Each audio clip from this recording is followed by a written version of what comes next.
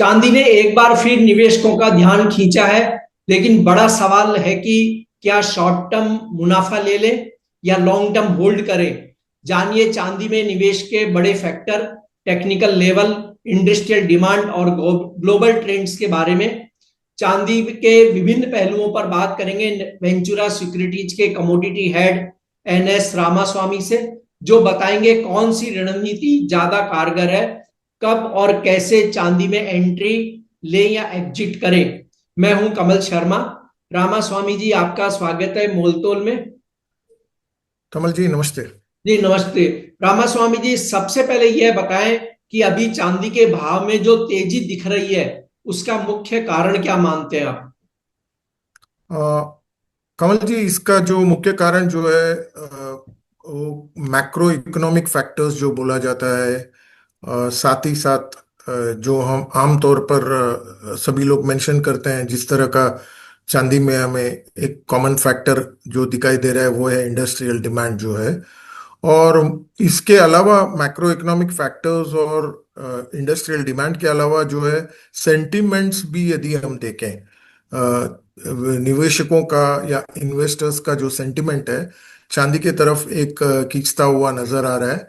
और जिस तरह का इकोनॉमिक इंस्टेबिलिटी माहौल बने बने जी रहती है, या इन्फ्लेशनरी ब्याज दर की तेजी या जियोपॉलिटिकल टेंशन्स या वहाँ जो भी छोटा मोटा भी होगा, बट और करेंसी का जिस तरह का फ्लक्चुएशंस होती रहती है, ये सारे जो ड्राइवर्स है, ये ड्राइवर थोड़ा बहुत तेजी के कारण बन जाती है चांदी में। ये मुख्य कारण है। इंडस्ट्रियल डिमांड उसमें प्रमाणिक लेती है सबसे इम्पोर्टेंटली। जी। तो क्या ये जो तेजी है वो शॉर्ट टर्म ट्रेडिंग का अवसर है या लॉन्ग टर्म इन्वेस्टमेंट का मौका।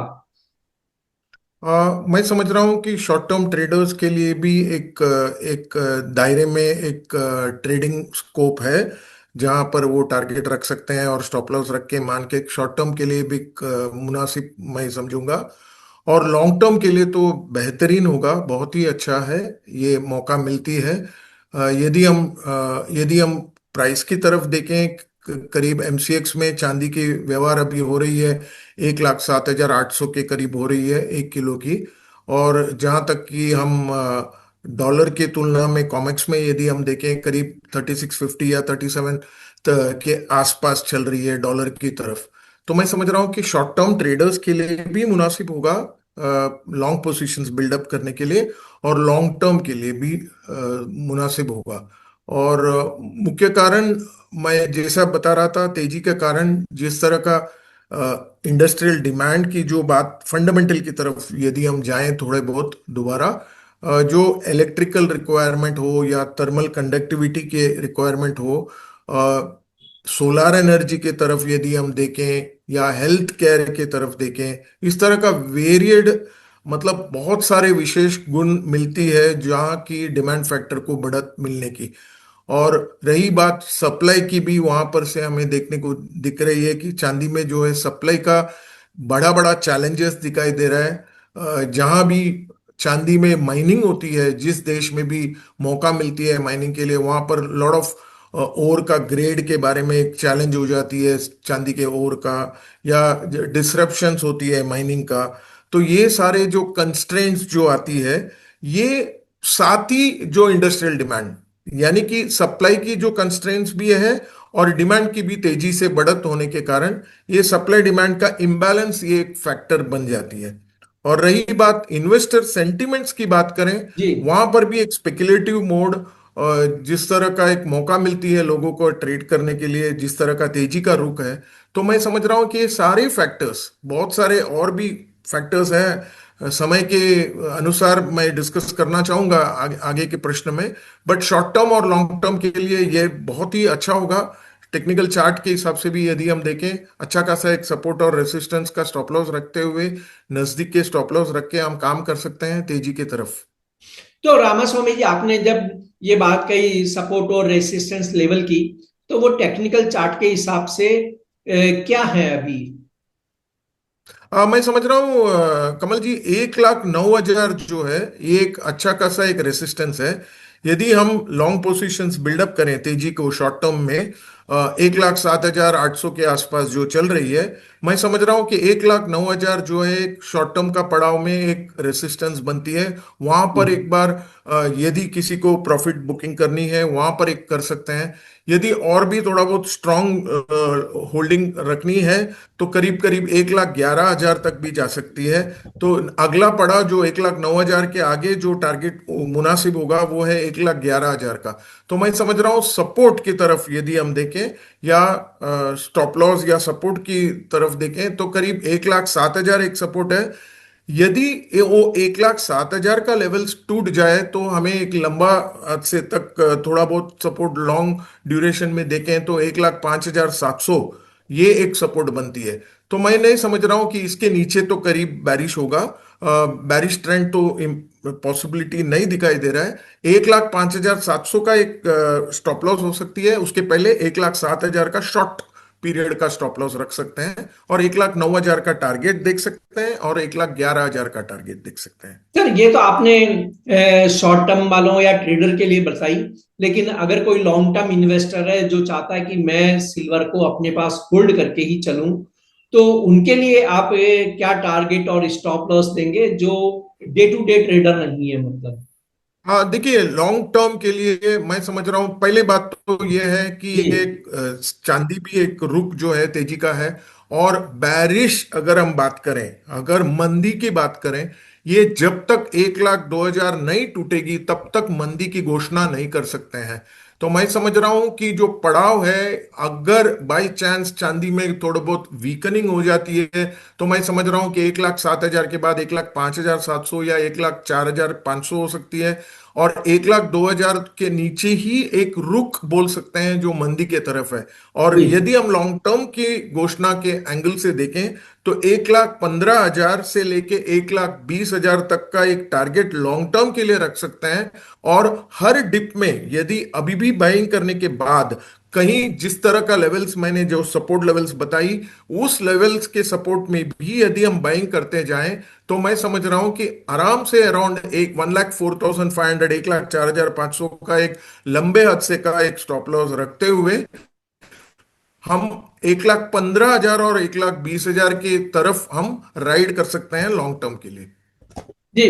और देखिए, इसमें रामास्वामी जी आपने जो इंडस्ट्रियल पर्पज की बात कही थी, तो चाहे एशियन कंट्री हो, भारत, चाइना या अन्य जो भी एशियन कंट्रीज है बड़े, या हम यूरोप की भी बात कर ले, तो ज्यादातर जगह सोलर, इलेक्ट्रिक व्हीकल, इन सब में सिल्वर का बहुत यूज हो रहा है।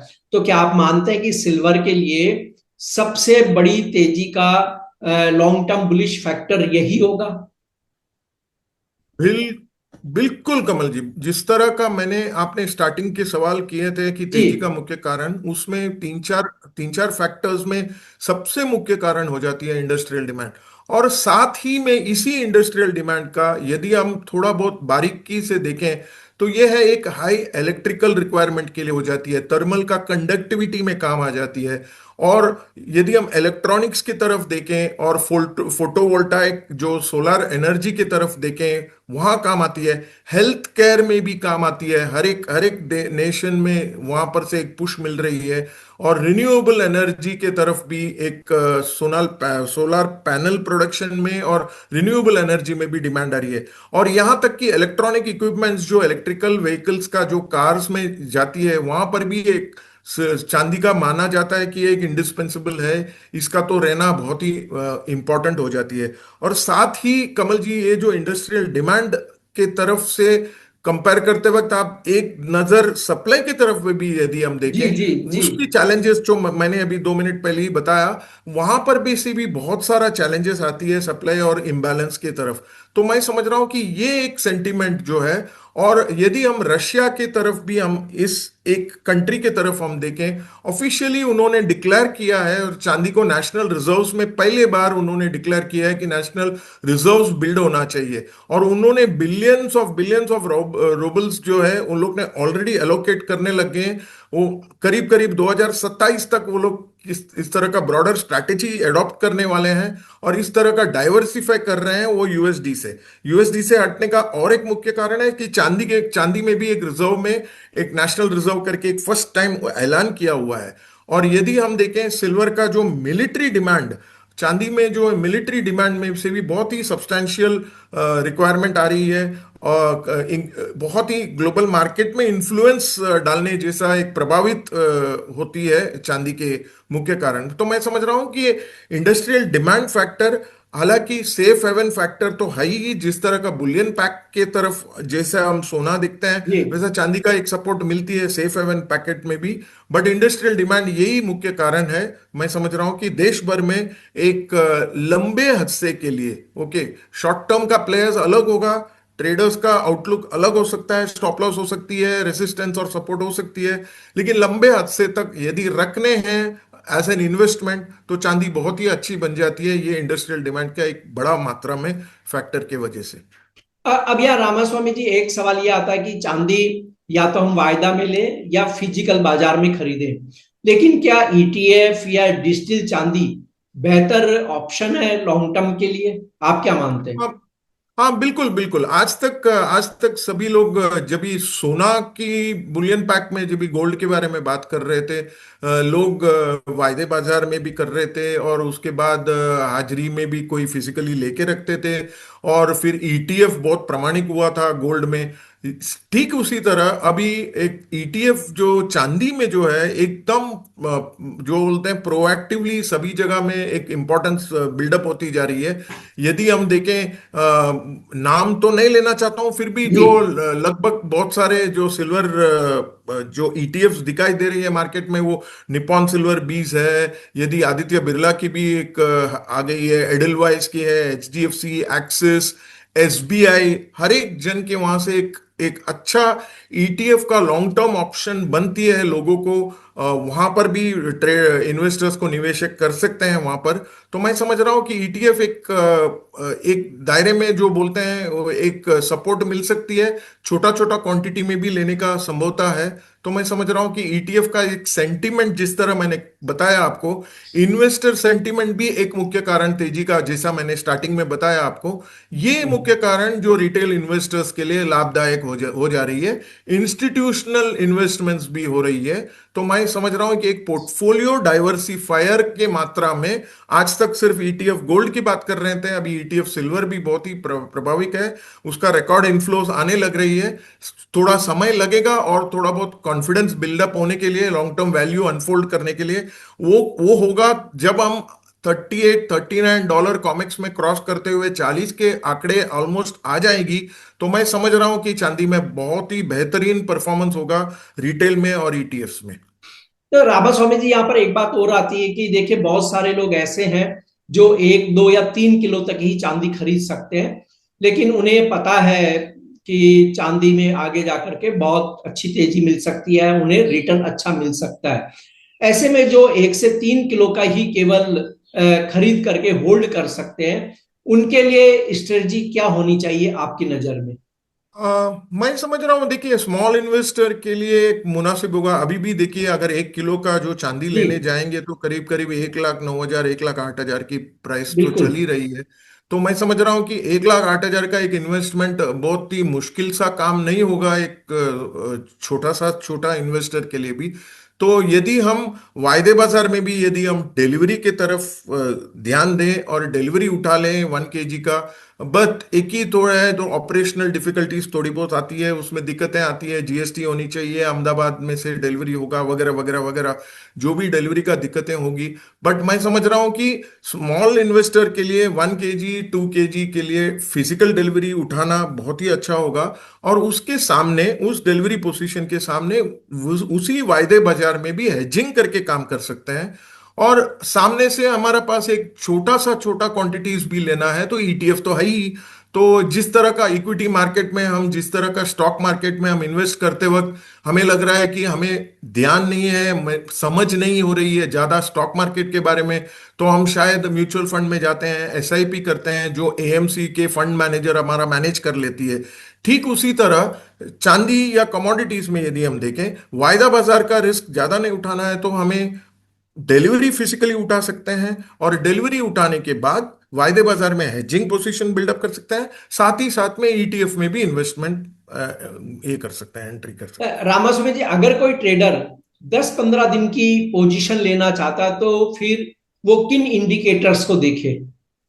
मैं समझ रहा हूँ, देखिए बाय ऑन डिप्स पहली बात है, और ओके। प्राइस की तरफ यदि हम जाएं पहला, तो बाय ऑन डिप्स की सलाह दूंगा। 1,07,800 के आसपास जो है 10-15 दिन के लिए भी पोजीशंस रखनी है।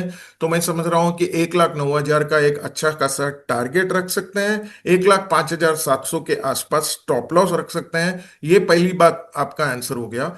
दूसरी बात, जो ड्राइवर्स जो है ये चांदी की तरफ जो फैक्टर्स बिल्डअप होती जा रही है, मैं समझ रहा हूं कि कॉमेक्स की लेवल्स को हमें देखना है।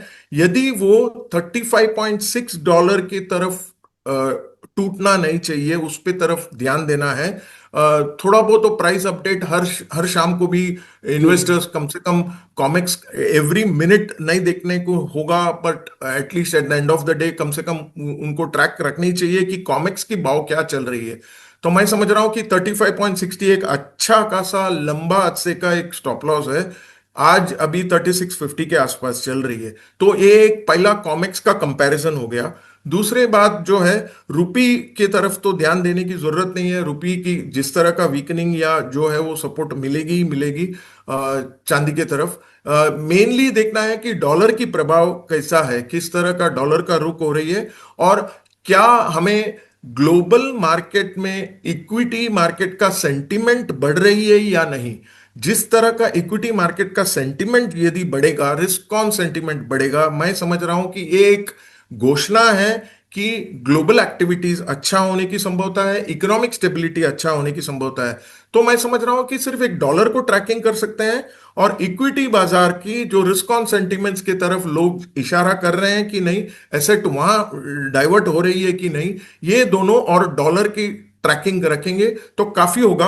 कॉमिक्स का लेवल भी मैंने बताया, वो 35.60 को ब्रेक नहीं करनी चाहिए। वहां पर ध्यान देके 10 या 15 दिन का पोजीशंस करने वाले के लिए ये काफी इंडिकेटर्स है जो आपको प्रभावित करेगा कि ग्लोबल इकोनॉमिक एक्टिविटी इंपैक्ट नहीं हो रही है, अच्छा हो रही है। और क्योंकि इंडस्ट्रियल यूसेज है चांदी, तो ग्लोबल एक्टिविटीज वीकनिंग नहीं होनी चाहिए। यदि वीकनिंग कहीं हुआ तो मैं समझ रहा हूं कि चांदी में एक अपसाइड नहीं मिलेगी। तो 10 या 15 दिन का पोजीशंस के लिए ये एक चीज मुनासिब होगा, यदि हम लॉन्ग की तरफ मैं बात कर रहा हूं। जी। आपका कोई डिस्क्लेमर रामास्वामी जी? हाँ, हम फ्यूचर्स में ट्रेड नहीं कर रहे हैं, कमोडिटीज में हम सिर्फ क्लाइंट लोग हमारा ट्रेड करते हैं, और उनके लिए हम लोग रिसर्च की तरफ हमारा आइडियाज देते हैं, जो completely on a knowledge based. जी। आपका धन्यवाद, शुक्रिया रामास्वामी जी। Thank you.